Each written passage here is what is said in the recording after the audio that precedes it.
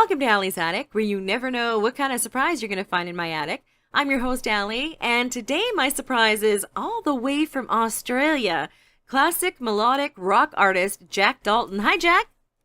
How you doing, sweetheart? I am awesome. How are you? It's early morning here, so I'm a little croaky, but the brain's working well. So there you go.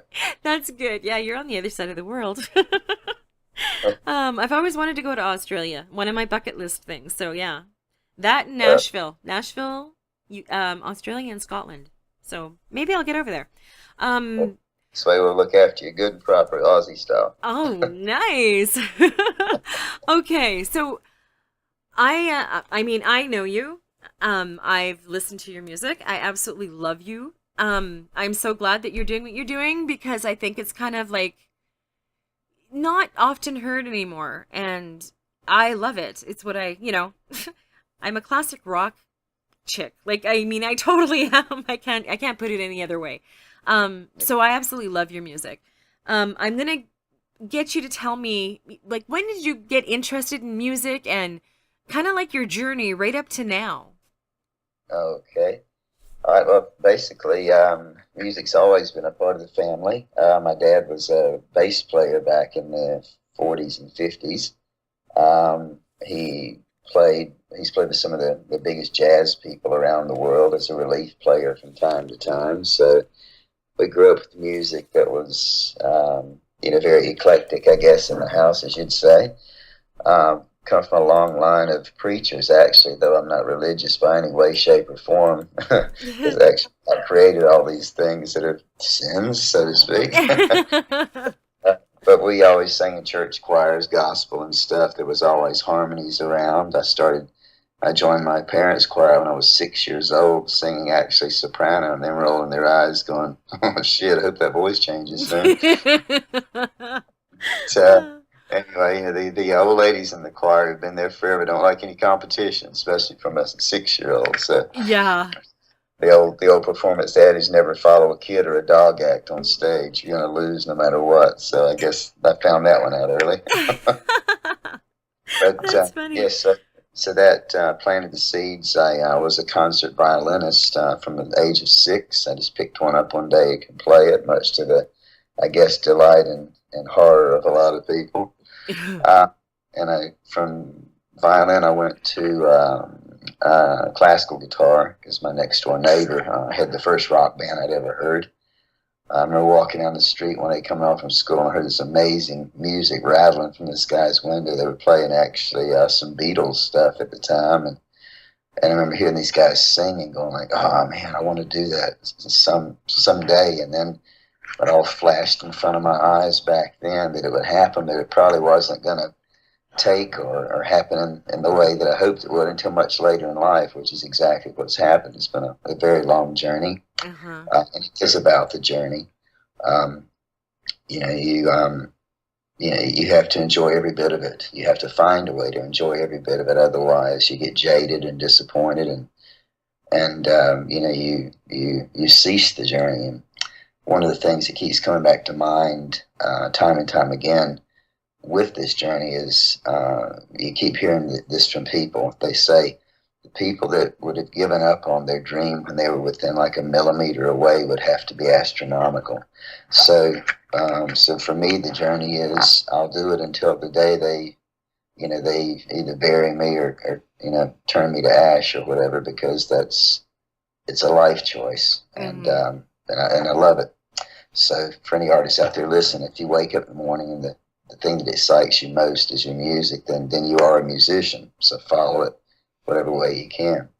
But anyway, from the classical guitar, I convinced my dad to get rid of his big upright bass and get a bass guitar, which was the subject of quite a lot of intense discussions. But he found it easier to cart around in his MG so I made a few points with that. Started playing in rock bands all over North Carolina, which is where I'm originally from, for pretty much through high school and college, and then kind of gave all that away and became a professional dancer. I had been an athlete while I was musician. I was a springboard diver, did gymnastics, and so I walked away from the music for a while. And when I was at uni or at college, I signed up for a ballet class to help my springboard diving, which I'd fought the coach for 4 years because there was no way I was putting on tights and prancing around. It just wasn't cool, especially in North Carolina, which, what you boys doing there? What you dancing for? I'm whoop your ass for being stupid, you know. Oh. That's a caricature, but it's, that's in your mind. That's what you think. Then, long story short, walked in there the first day, saw 30 of the most beautiful women I'd ever seen in my life. Flawless bodies, gorgeous makeup. Looked like they'd all walked in off a magazine. And it's like one of those moments where everything goes down like a pinhole. It's like, do I walk in the door or don't I? And the teacher, I stuck my head in. She says, "Yes, this is room 101. Are you supposed to be in this class?" And I went, "Yes, ma'am, I reckon I am." And she said, "You must be." My legal name is actually Lund Socks. My stage name is Jac Dalton. So she said, "You Mr. Socks?" I said, "Yes, ma'am, I am." So anyhow, that commenced an amazing 15-year journey of dancing all across the world, doing all the partnering stuff that you see on these wonderful shows, adage work and stuff. And that took me to my first country and western show in Myrtle Beach, South Carolina, where I was mostly just a dancer and chorus singer. But for me, that might as well have been Broadway. It was the only thing in the area. It was one I'd seen growing up, and I thought I'd made it until that took me to Busch Gardens in Williamsburg, Virginia, where I was hired as the lead dancer in their biggest show, which was a blur from the audition until the first day of rehearsals because I couldn't believe I had even gotten in. And they said, "Well, you're going to be our lead guy." I was like, couldn't speak for about 10 minutes. It was like, Wow. this is like, winning. This is like, like winning one of the TV shows to me. So from there, I did that for a year. They trained me hard. I told them what I'd like to do, and they said, "You need to go. You got three choices: Vegas, New York, or LA." They said, "You got this wonderful physique and build of a gymnast and diver, so Vegas might be a good place to start, especially since you're still very green." Mm-hmm. So I had never been outside of North Carolina, never been on an airplane, didn't have any money, so something inside said, take out a loan at the bank for $1,000, buy a ticket, and go to Vegas and audition around for a week and see what happens. So I went there, and I'd heard that if you called backstage that they would allow you to audition and keep you on file if they were interested. So I went out there, and over 7 days, I auditioned for 11 shows, didn't get any job offers at the time, and was ready to fly home on a Sunday. And I had one of those moments where it's kind of like a self-reckoning type thing. I was waiting on the cab to get there to the hotel to take me to the airport. I just stood there and looked at the ticket in my hands, and I said to myself, the day I use this ticket is the day I've given up on my dream. And Wow. I folded the ticket up, put it in my shirt pocket, and lo and behold, within 2 minutes, the phone rang offering me a job and a place to stay. Holy. So I've got a lot of those things that have happened in my life, and the only thing I can figure is the angels out there must have to use megaphones on me because they say, "Give him a big hint, he's not going to get it. This one's not the sharpest tool in the shed." Oh my goodness, that's like divine intervention. That is so cool. Well, it is, and like I said, they have to speak pretty loud because, like I said, not the sharpest tool, but I got a pretty hard head and a pretty big heart. So anyhow, so Vegas, worked my way up through that from a lowly dancer and probably the raunchiest show in town with these 4 ex-strippers to the understudy to the leading man in the Moulin Rouge for 3.5 years on Elvis's stage. Oh my God. So that's Wow. basically where the singing started out. I went from instruments to singing. Took up acting as well and had some amazing offers out of LA at the time. Evidently, I was what they were looking for in certain things, but I turned it down. I went to LA. Could have probably done some cool stuff there, but I didn't want to see the air I was breathing. I didn't like the traffic. I loved the people. The actors and all were awesome. And I got to meet some wonderful people on this interview trip that this one agent brought me across for, flew me across for. But I said, look, I'm very humbled and honored, but this isn't for me. I'm very happy where I am in Vegas, working with celebrities, people like Suzanne Summers, Kenny Rogers, Debbie Reynolds, yeah, Sammy Davis Jr. That felt like home to me, so I stayed there. And from there, long story short, the Moulin Rouge closed in '86, and I was offered a job with a cruise line. Strangely enough, from the lady who gave me my first job in Vegas, who I was only with a short time, much to her discouragement, but who told me the day I walked out the door to go to a bigger show, she said, one of these days, I will get my money's worth out of you. So when the Moulin Rouge closed, she was literally waiting in the wings as I walked off stage, grabbed my arm and said, you ready to settle up with me? I said, yes, ma'am, I am. So, she said, I'm doing cruise ships. And I said, well, geez, it sounds like a terrible life, seeing these exotic places and being around wonderful people and stuff. So I worked with her for 6 years, flying all over the world doing ships. And they were mostly whittled down musical theater or Broadway shows. And I had a ball doing it. Loved it. That sounds like fun, yeah. Yeah. So from there, I did that 6 years, and you're literally it's paradise out there. I worked for Royal Viking Line. They're out of Norway, and I've performed in about 70 different countries because of that, which was awesome. Yeah. But I remember one night, you have these moments of reckoning and looking at yourself in the mirror, I guess you'd say. And I was sitting out on the bow of the ship, as I often did, at about 3 a.m, surrounded by a million stars. It's like you can scoop them up with your hands. You've got about 1,000 Pacific white-side dolphins underneath the bow of the ship, just kind of, going in and out of the water, right in the front of the ship there. Off the coast of Bora Bora, air was amazing. And here I am sitting in the most beautiful, amazing place in the world. I never felt so empty in my life. And I decided then and there it was time to try to give something back besides entertainment to the world. So my original degree from college had been in marine biology and oceanography. Oh.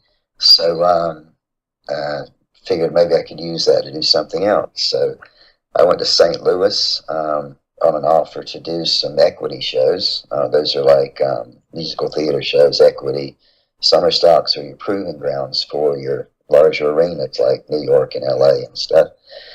So I did that for 3 seasons, and I met a chiropractor there. One of the girls in our show got injured, and I went with her, and he was explaining what was going on with her. I knew the minute he was talking about how the human body works, I knew he was telling the truth. So I gave away everything again, put the music on hold, and went back to the halls of academia and became a chiropractor from Logan College in St. Louis. Wow. And so that took 4 years to do that, but I worked on Wall Street 2 years before that to pay for it. I worked for Goldman Sachs. That's not a really good word now, but back then in 92 to 94, they were a very, very good company to work for, and they treated me like gold, knowing what I wanted to achieve. So I was working 15-hour days, 6 days a week there for them, doing special presentations, and worked for the HR department. So I put all the money together to pay for my doctorate, so I didn't have to take out loans. Mm-hmm.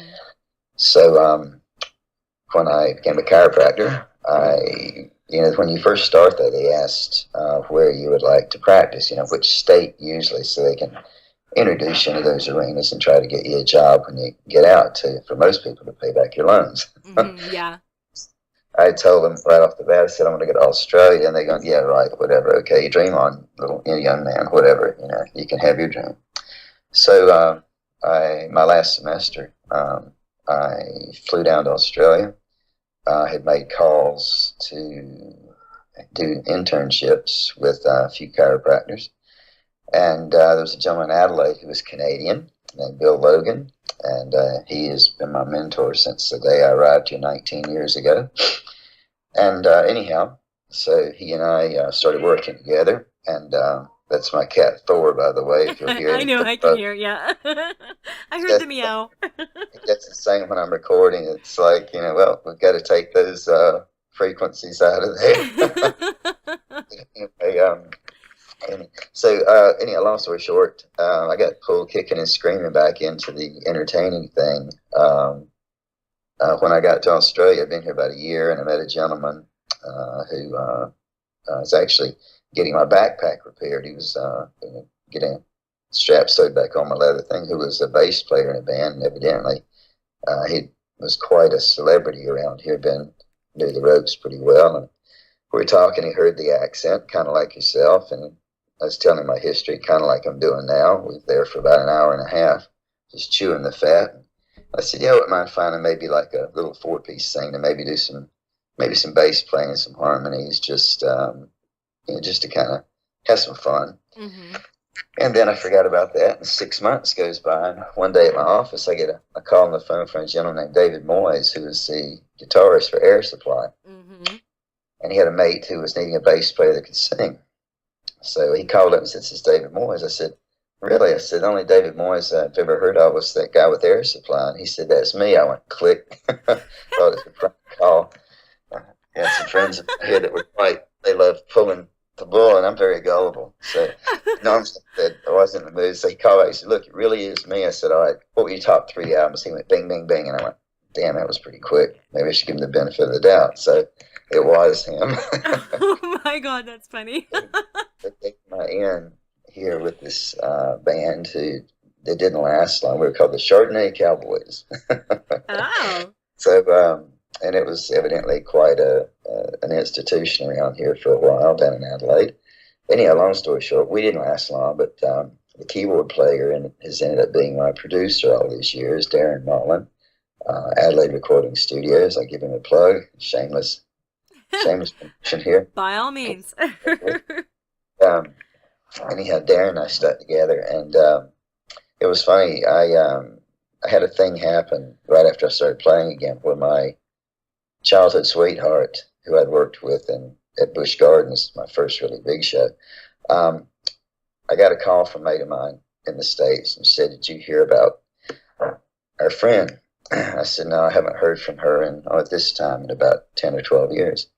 He said she was just on TV, and she's been living with AIDS for the last 10 years. And I said, "That's not even funny, man. This is, she was the one that should have, had the prince in the castle and lived happily ever after." Oh my goodness. Are you okay? So, hang on. Anyway, long story short, I wanted to say something to her that wasn't just conversational or whatever. And so I wrote her a song. And it was pretty deep. And anyhow, that just kind of took the lid off of starting to write. And I tried writing when I was in high school. I sucked at it. I'd get home and say, "Mom and Dad, listen to this." And we go, "Oh shit, he's trying to write again." Oh God. Because I found out these really deep lyrics, and I hadn't lived any of it. So, so anyhow, the lid came off at this time. I guess I'd lived enough, and there was enough in there to kind of to put things together. So anyhow, so I wrote about 18 songs in a period of about a week. Holy. And just me strumming my guitar very badly. And I took it to my mate Darren, who I trusted. Great singer, phenomenal producer. Anybody out there, if you want anything, check out Adelaide, check out Australia. Darren Mullen, Mullan. He's tremendous, great singer, great music, terrific arranger, all styles of music.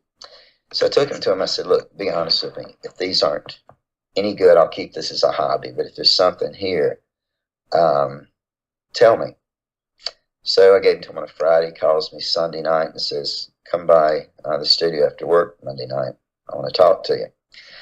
So I walked in, and he'd already demoed one of the songs on there, which on the album is the title track of the second album, called Icarus. He said, "This is a killer. This is a winner." And he said, you've been writing all along. I said, no, I wrote that one in about 10 minutes, actually. She said, there's something here. So he and I decided then and there. I said, look, if you're not prepared to go the distance with this, tell me that right now, too. I said, because if we start this, I will not give up until we get there, because I've always known in my heart that I was going to do something significant with this, probably later in life. And this is, getting later now. Yeah. So, as you know. So, Darren and I started working together. The first album we did, it was country rock, because that was my roots. It was called From Both Sides, and that's not up on my website just because our style has gone a different direction with the other two albums we've done. Icarus was the second one, where we got into the limelight of melodic rock through a gentleman in Perth named Graham Greene.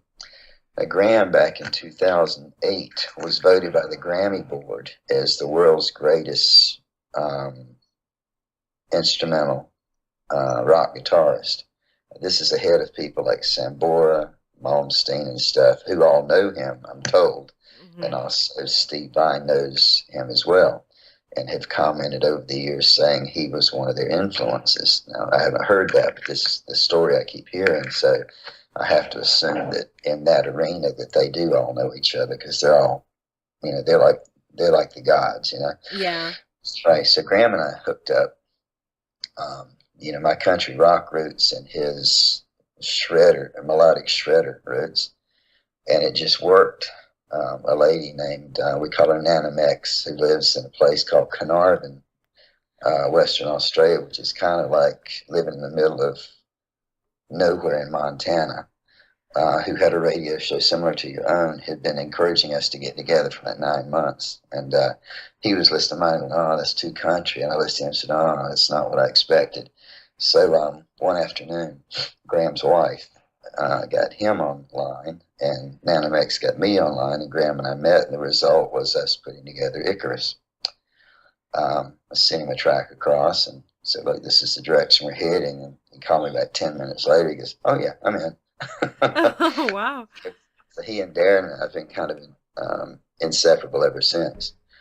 But anyway, so long story short, so we recorded all of Icarus, and then I was introduced to a gentleman, John Hampton, at Ardent Studios in Memphis. And about 3 years ago, John said, look, I get a lot of stuff that crosses my desk, and I've heard of you guys through a mate of mine in Nashville, a guy named Cerrito, and a producer named Greg Brown, who had produced people like Tanya Tucker, Johnny Cash, Travis Tritt.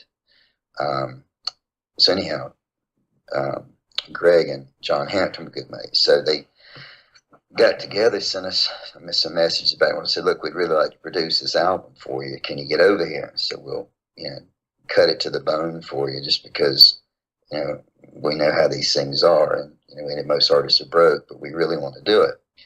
So Darren and I were like, yeah, sure. Mm-hmm. So I got some investors here to put up the money to get us there. And John Hampton told us when he was there, and he's produced stuff for like the Beatles and Led Zeppelin and James Brown and James Taylor and Leonard Skinner and all these greats. I mean, you walk through the place, it's like a museum of gold and platinum records and Grammys. Wow. And he told us, he said, this is one of my favorite projects I've ever worked on, because I guess of the richness and the different layers of it, and plus the songs, they're all kind of catchy and get in your head right away, which makes them commercial. Mm-hmm. So anyhow, while we were there mixing that down, Darren and Hampton just clicked.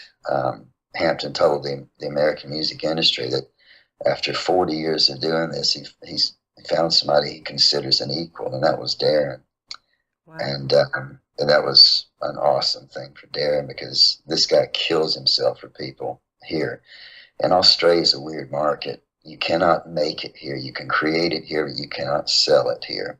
Every band and artist that has ever made it who was Australian made it overseas first, and then came back here to a country with open arms saying, oh, somebody said you're cool, so you must be cool. Oh, we love you now. So that's just the way it is here. Anyhow, long story short, while we were mixing and producing Icarus, Graham Greene was writing the songs to the album that was just released a year ago called Powder Keg. And there again, the evolution of the style, of our melodic rock style, has evolved yet again. So the problem we had with Powder Keg was the band I had was actually in Perth, and I live in Adelaide, which is the difference between New Orleans and Seattle. Oh, wow.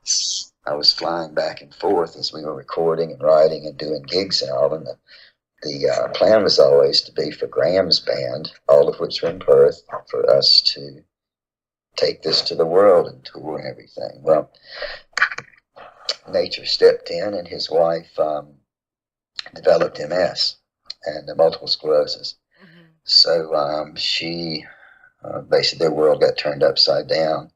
They could not travel because of that. And she was our female singer too. Phenomenal voice. Her name's Donna Green. She still performs. So if you see anything on the net with Donna Green supporters, she is phenomenal. But they were my mentors. They've turned me into who I am now, and basically smacked me on the ass and said, go out in the world and do it now. We've prepared you well. Mm-hmm. So anyway, so we had this wonderful album, all this wonderful music, but I had no band to play it with. Australia is an easy country to get to meet your superstars here. They're regular people here. You meet one of my best mates is the ex-bass player from AC/DC, Mark Evans, who I met just in a conversation. People like David Moyes, you see him at the grocery store. People like Jimmy Barnes, or all these other people who are huge Australian stars. They're very accessible here. The Aussies aren't like other cultures where if you're your rock star, your pop star, you're singing in public, you go crazy and scream and maul them. Aussies aren't that way. They say, yeah, John, how you doing? Yeah, I saw that new album. Yeah, we bought it. That's cool. Yeah, can you hand me give me a milk thing out of the thing there while you're in there? Yeah. They're regular people. Yeah. So, anyway, so I didn't have a band. So the original singer for AC/DC was a guy named Dave Evans, and he was replaced by Bon Scott early on. But anyway, my manager here is a gentleman named Tony Savage. Now, Tony is actually he managed a venue in Sydney that actually launched all the big Australian acts. He gave AC/DC their first gig, Air Supply their first gig. He gave the Knack their start here in Australia, recognized the song, liked it, brought them over, and lo and behold, they went huge. So he's got a good ear and eye. And anyhow, he was talking with his mate Dave Evans. This is going back 2 years ago now. And said, there's this metal band from Darwin that's just, I've just heard they're the best band I've ever heard in my life. And they actually live in Adelaide. Tony's ears perked up because he knew that I needed a band. So he had a chat with the lead guitarist, a guy named Travis Corey Grace. And so anyhow, long story short, Tony had talked to Travis on a Friday. He and I got together as he and our other two best mates do, Gary and Zoran, and we're having a couple of nice Australian red wines over a good conversation. And Tony's telling me about Travis, and he said, look, here's his number. I was going to give him a call on Monday, but why don't you call him now? So, long story short, I called Travis. This is on Sunday, and we talked about 45 minutes and told him what I wanted to do. And he said, I've already been to your website. He said, we're all quite impressed, but he said, we're a bit rougher than that. And I said, well, that's kind of funny you say that because that's the direction we want to go. So, long story short, they were rehearsing out in the country here about 20 minutes away, out in the middle of nowhere, where all you see is kangaroos hopping around and, drop bears falling out of trees. That's what we call koalas. Okay. So it is a real nickname. But anyway, long story short, I pull up in the driveway and I hear my song Waterline playing off the Icarus album, and they're playing it pretty much note for note, killing it. So I walked in and just opened the door, and there was a microphone sitting center stage. He just kind of nodded like, let's see what you got. So I stepped up and sang it, and lo and behold, that night we all decided that I found my band, and they found the spark they'd been looking for their talents and abilities, because they're all amazing writers too. So for the last 2 years, we've polished and brought Icarus and Powder Keg to a whole different place. Imagine your favorite, imagine Bon Jovi or stuff being played by a hard rock. Or like say, imagine Bon Jovi played by say someone like Whitesnake. That's the direction that we've headed. So we're keeping the melodic commercial stuff. There's a definite bite and edge to it now that is it's becoming like our trademark, like an identity type thing. Mm-hmm. So we spent the last 2 years getting all that sussed out.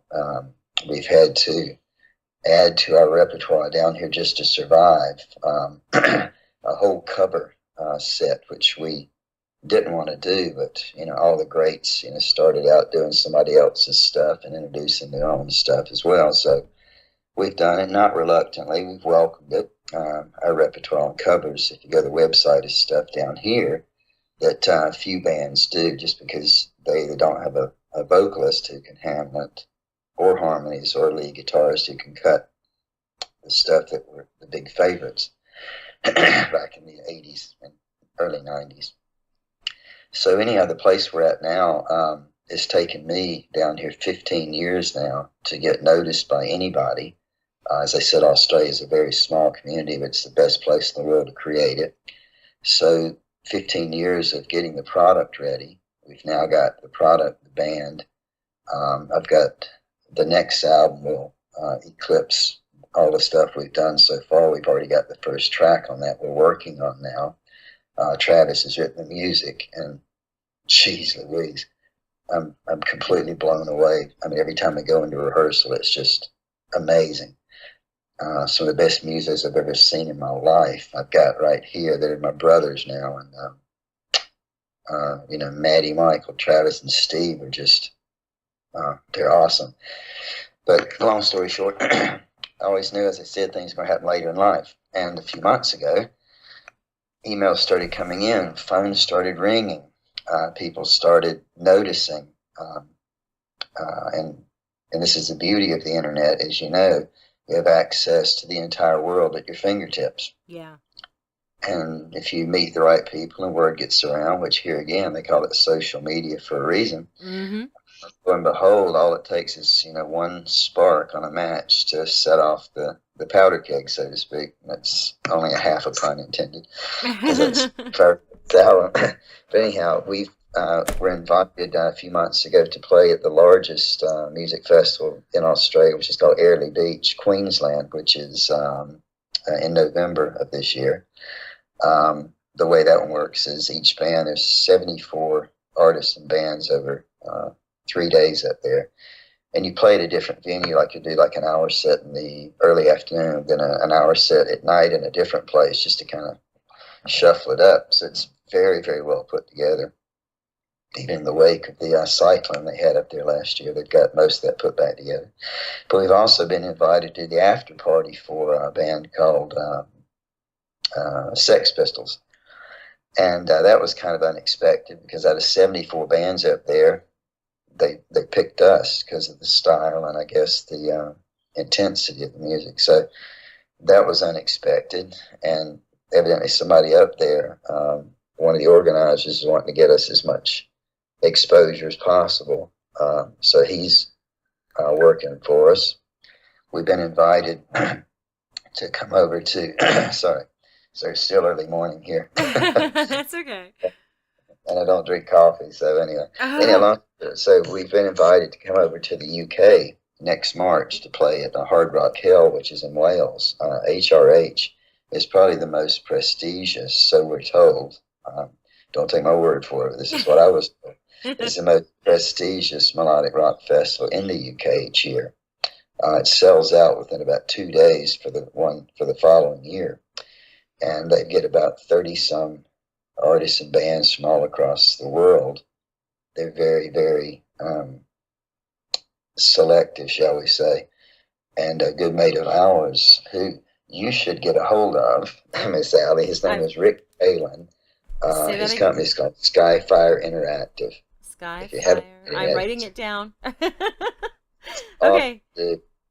He's done a buttload for us over there, getting us exposure. Because, like yourself, he used to be a DJ too. He was one in Nashville for years, even though he's British. Um, got a lot of connections. He's got a lot going on.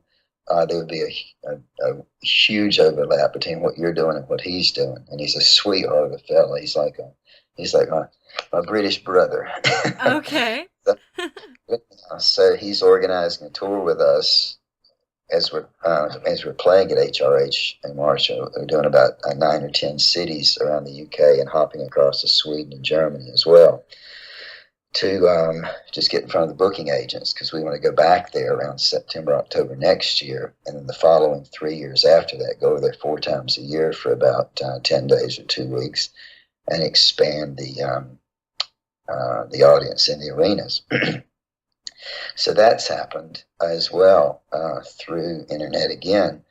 I was approached about 4 weeks ago by a Canadian gentleman who has a lot to do with the large festivals over there. And I'm going to keep his name out of this because he's one of these people who is kind of works in the background. Oh, He okay. Mm-hmm. his credentials back in the day were massive, but now he prefers to work from the from probably his home and his quiet life, and just sticks his neck out every once in a while to have a bit of fun, and to, as he's able to help people out that I guess resonate with him, and for whatever reason he's chosen us. And so there's a possibility there, and here as well. There's a gentleman we just met recently who books acts throughout Malaysia and Indonesia and tours. He's contacted us. There's also another gentleman who books acts all up and down the East Coast here in Australia, who has stepped up and said, let's give you guys a run. Let's see what you can do. So all these things are starting to snowball because we've basically stuck with it. Mm-hmm. We've believed in ourselves and our talents, and the band I've got now, our journeys have been very similar. But we finally ended up at the right place at the right time with the right product, with the right people watching. Mm-hmm. And that's the most humbling thing in the world, because it's all about the music. It's music is our way. Well, as an example, we're recording an EP right now to take with us and release in the UK when we go over there next March. Songs of those will be released over the next 8 months. But the point is, with all the acts of random violence they've had over there of late, some of the songs on this EP are kind of our way of trying to comfort and support, and kind of give a big musical hug to the strength and the resilience of the Brits. Mm-hmm. and the people over there. One of the songs we're doing is we're to making it as British in tradition, and British rock in tradition and lyrics and stuff as we can. Hopefully get it onto the FM stations over there and do some good with it.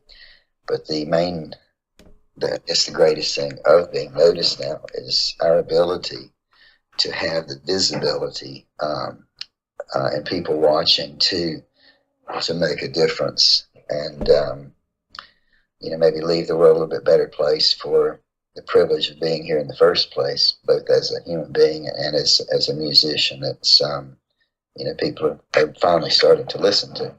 Yeah. And that's the coolest thing for us going to HRH, because that's who we are. We've all got big hearts. We're rough as guts, as they say here in Australia. Rude and crude and socially unacceptable and stuff. We throw around the 4-letter words down here, like in Australia, the F word is it's like saying very. It's like they'll say I'm freaking tired. It means I'm very tired. So it's. Well, it is here too. I'm from out of here, my mouth washed out a few times, and I have over the years, but so that kind of brings us to where we are now, and like I said, the journey's just beginning. Wow. The best part is yet to come. We've, got accolades, as I had sent you across, that to us are significant and that make us happy, and we love what we do. Here again, if you've got a band, and you've got to be mates while you're a band as well.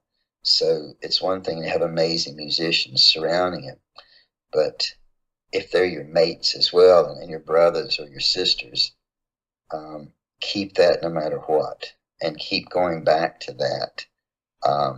If things get hard or tough or you get frustrated, Yeah. they're as close as you can put arm around your mate's shoulder and say, "Hey, it's going to be okay." And that touch means more than all the words or music or contracts in the world could give you. It's not currency; you can't spend it, but you know what? It supports you. It's better than air.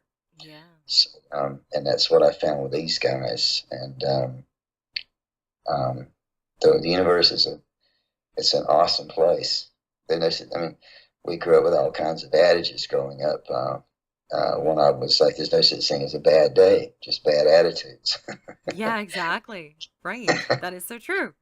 and it is. So, but these are the things that keep us going. We're all we get frustrated like everybody else, but we're optimists, and none of us would give it up for anything. My musical career to this point, with the 3 albums and all in the last 15 years, I could have had 2 very nice houses down here for what I've invested into all of that. But a house is just something you live in. It can be blown down or burned down or taken away. But what I've got in my heart and on my CDs, that's a contribution to the world, and I can live with that. Some days I never go hungry. As I said, I'm a chiropractor and a functional neurologist when I'm not on stage. So my patients keep me going, and they love the music thing too, because they love coming to get their health looked after by somebody that looks like Bon Jovi, Yeah, exactly. like Oh, wow. best rock or something, and it gives them something to talk about, and word gets around, and I'm sure they get a few laughs about it. What can this long hair do, man? It's like, well, I studied hard and I listened lots, and I love people, so um, the world does look after you when you just let it flow through you. It sure Uh, does. we're all just locations. We're all just different locations as part of the same flame. So um, Wow. that's another truth. So yeah, so I've been rattling on here. I could listen to your voice all day, Jack. I'm just telling you that right now. You have, it's just, I don't know, it puts you at ease. It's very comforting. Okay. So I just wanted to tell you that. I'm enjoying this immensely. Um, okay, so you've touched on absolutely everything. I'm just going to touch on a few little things. Okay, Sure. so, um, amazing who you worked with when you did from both sides. Like you said, Mark Evans from AC/DC, Paul DeMarco from Rose Tattoo, and like you said, David Moyes, Air Supply. I mean, we've all fell in love with Air Supply, so we know who that is. Now your Icarus album you produced and released For Your Love official music video. It got 279K views. Like, Yeah. wow, that's a lot. And then also, then we go up to Powder Keg, which I loved your little innuendo there about your song. That was awesome. um, and that you used the Mount Barker Skater Park Kids, and you produced and released Powder Keg, the official music video, and that got 105K views. So you're doing something right. Kids are great. My partner, or my fiance Leah's son is he turns 13 in a couple of weeks, and until I'd met Leah, I'd never owned a house. I'd never been married. I'd never had any kids, at least that I know of. And That is such a rocker statement. I'm sorry. you try to be careful. And I'm very actually very monogamous. As wild and crazy as rockers are, and I am. I actually go completely crazy on stage, which all the years dancing. That's probably why I've hit upon this now, because it's not just the music. You've got to present it and speak it and all as well, and Mm-hmm. be identifiable. as I said, I'm not the sharpest tool in the shed. So I've worked hard at that over the years, not like, sweating, but just keeping at it and listening to people and seeing what works and looking at yourself on videos and going, oh my God, I can't believe I did that. And I can't erase it. Well, Hopefully you'll see it. you've got But it down pat. You've got it down pat. I'm serious. Like like I said, I'm in love with your music. I'm in love with your voice now. I anyhow, as I was saying, that this before I forget here. Oh, okay. Go ahead. Anyhow, Mikey is a scooter fanatic. Oh, So yes. we got a park literally about 2 blocks from the house here in Mount Barker in South Australia, which is near Adelaide. Anyway, so it was actually Mikey that gave me the idea. He said, like, why don't you kind of play some of your music? We like skate to it. And I went, oh, dude, that's brilliant. And that's exactly what we did. So there's some phenomenal skating kids down here in this country. The Aussies, they tend to be one of those fearless societies, demographics that there are. I mean, you look at the athletes and stuff, and these guys go out and play the equivalent of our American football or gridiron with no pads on. And these guys get up and shake it off and walk it off like it's nothing. You wouldn't see that in the NFL ever. No, you wouldn't. I've watched and I just don't. I can't watch because it just looks painful. I just can't, I cannot watch. It's cool that, your stepson brought that to your attention and that's where you did the video. That is awesome. Now, okay, so you're recording 5 single tracks as EP preludes to your 4th album. And like you said, you are going to be releasing it in 2018 at the HRHAOR Festival. Yeah, now that's exciting. Now, just so you know, this isn't a one-shot deal. If you want to release them and also give me one, I'll put it up on my website just to promote it. It's called odds and ends on my website, and that's what I do for, artists will send me their new single and I'll put it up there and then I promote it through all my social media. So that's available to you as well. And any new things that happen, like Jack, I mean, my door is open. And like I said, I could talk to you all day. Like, oh my God, no wonder you're so good at singing. No wonder you're a chiropractor. Like, I wish I could have lived your life. Like, oh my God, have you had a journey? Like, how amazing. All the things that you've done are they blow my mind. Like, holy crap, you lived. Like, you've lived. Well, that was always the joke. I recently, because of Facebook, I had lost touch when I graduated high school in Greensboro, North Carolina, Benell Smith High School, which is still there. I lost touch with everybody from there just because I wanted to get out and see the world. It's like I couldn't wait to get away from the house and the family, not because I was running away, it's because I was running towards something. Mm-hmm. And family always knew that. But no, I've been very lucky, very blessed. But here again, it comes down to embracing the journey. But anyhow, what I say is, there was a friend of mine, one of the first ones that I reconnected with from high school. It was a lady that my mom used to babysit for.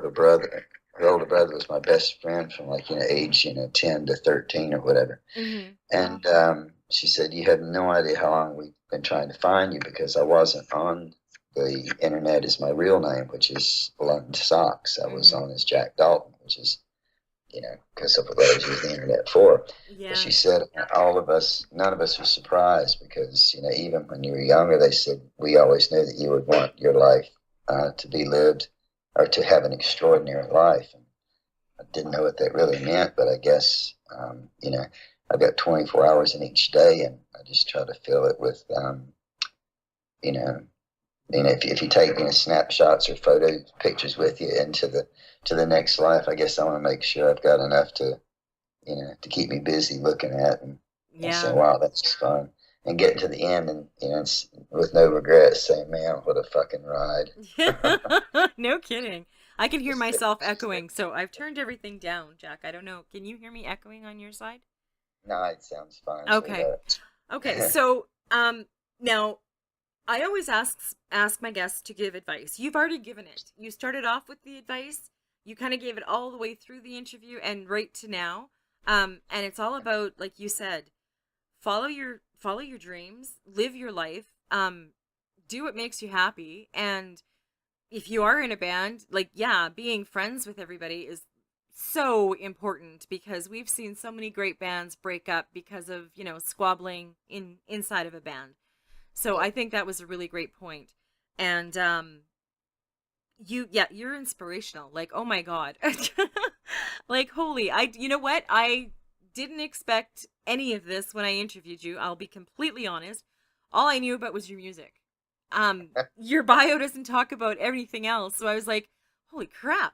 Okay, so he sang, he ballet, he like what? Yeah. So I'm so glad you shared your story with us. That is amazing. Um Now, when you started talking before we even started the interview, I was like, okay, he kind of sounds Aussie, but no, he kind of sounds like he's from the States.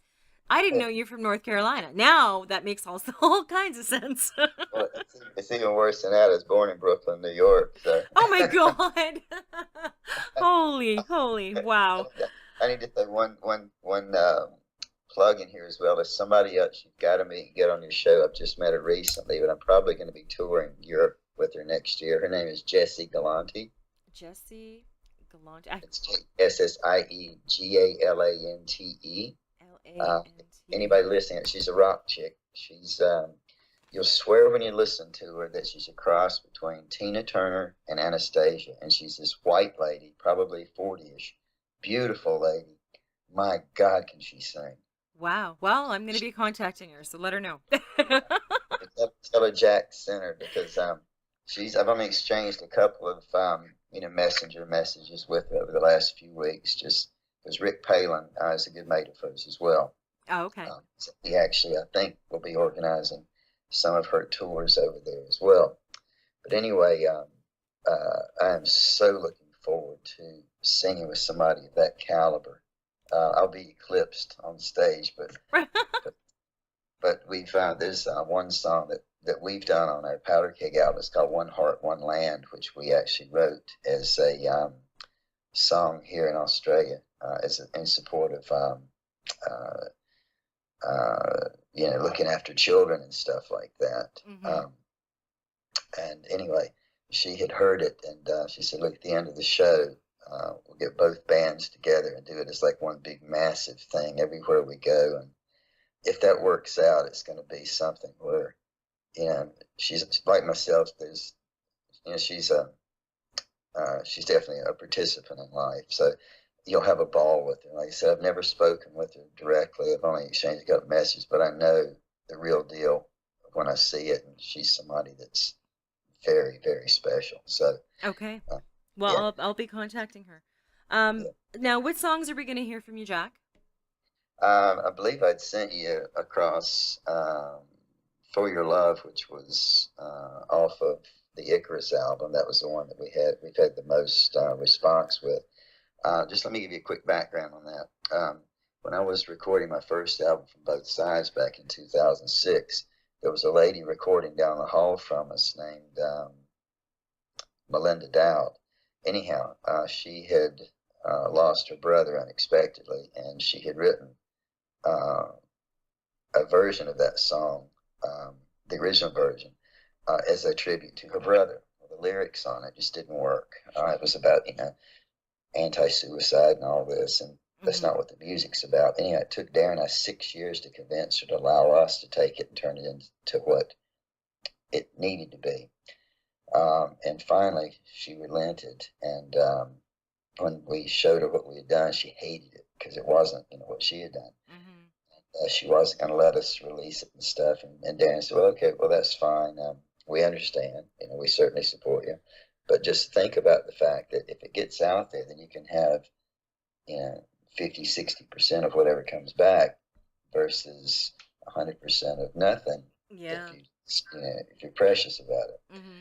So she got to thinking. She said, "Well," and I said, "Look, we've done this for you and for your brother. We've changed it, but the sentiment is still there." Mm-hmm. So she finally let it go, and I think she was as blown away as we were that as many people identified with it. So that's the first track. And the second one I sent you across is called "Just Enough to Believe," which is off Powder Keg. And that song's kind of funny because Rick Springfield, who we all know of, Mhm. Jesse's Girl, Yes. uh, is probably one of the biggest Aussie icons ever. He's originally from here, moved to LA when he was early in his career. And I remember when I was working in Vegas, I saw him get the number one single of the year, the number one album of the year, and an Emmy Award all in the same month. And I remember, Mm-hmm. man, this guy is sitting on top of the freaking world. Yeah. And his music was great. And he's a righteous dude, and you can't not like Rick Springfield. He's just, I'd love to meet him and just shake his hand and say thank you for what you've given us and inspired me. But anyway, the story of Jesse's Girl, you get to wondering in life, okay, he had this idea and he probably knew this person. So whatever happened to that person? So we wrote the follow up to it, which is Just Enough to Believe. Right on. Yeah. So I sent him a message. I tried to send him a couple of messages letting him know because I said, look, if you're over here, can you at least do a walk on the video as a cameo just for continuity? But I haven't heard anything back because he's very busy. Yeah. But one day Well, I would love to be able to, just have a chat with him. And well, hell, hopefully, I yeah. love that for him. Hopefully that happens. It'd be nice if he was in the video. Yeah, that would be great. Okay, so those are the two songs we're gonna hear. You Yeah. can. I'm urging everybody to go out and purchase these songs. Purchase these albums. Um, I'm sure you're everywhere. You can buy online music, your songs. Also, you have your website, which is Jack, and I'll spell it for people. It's going to be up on my website, anyways. It's JAC Dalton .com, and that will be up on my website, so you can go there and learn a little bit more. Although I think we've learned even more than we thought, which is amazing. Um, so I urge everybody, like, support, support, support. I always say this at the end of every interview. There are so many talented independent artists out there, and Jack, you are one of them. Well, thank And everybody's going to find out when, I put this up on my website. If they haven't heard from you, they're going, or heard of you, they're going to, and they're going to love you. So thank you for kind of bringing back my kind of rock. I appreciate it very, very much. And I know there's going to be a lot of people that appreciate it very, very much. You are, you can tell that you're very humble. And you said you have a big heart. We, kind of heard that when you talked about, your girl from way back then. And that was very touching. And thank you for sharing that with us. And I wish you the best success in the world. I hope I hear from you again. I hope I hear that, you went platinum. I hope you get like record. Yeah, I hope the best for you because you have grabbed life and lived it. And wow. Like, I mean, just to have like a week in your life would be amazing. So I want to thank you for taking time out of your day. I know it's early there. So thank you for getting up and coming on with me. This is great. And like I said, like if you ever decide that you don't want to do chiropractor or music, go on radio because I think everybody would just love listening to you because I know I did. Anyways, so Jack, thank you very, very much for joining me. And like I said, all the best. My door is always open. You can reach me on Twitter. Um, and yeah, any new music you have, if you want to send the singles my way and want me to promote them, I will happily. That's what I'm here you. for.